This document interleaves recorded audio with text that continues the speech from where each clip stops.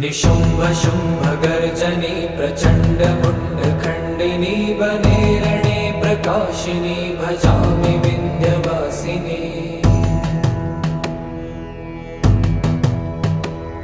त्रिशूलमुण्डधारिणी धराविघातहारिणी गृहे गृहे निवासिनी भजामि विन्ध्यवासिनी। दरिद्र दुःखहारिणी सदा विभूतिकारिणी वियोगशोकहारिणी भजामि विन्ध्यवासिनी।